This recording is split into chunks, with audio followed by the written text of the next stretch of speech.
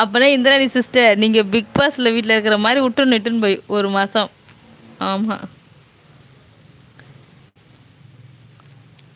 அப்ப இந்திராணி சிஸ்டர் நீங்க ஒரு மாசம் ஃபோன் இல்லாம இருங்க. பிக் பாஸ் வீடு மாதிரி.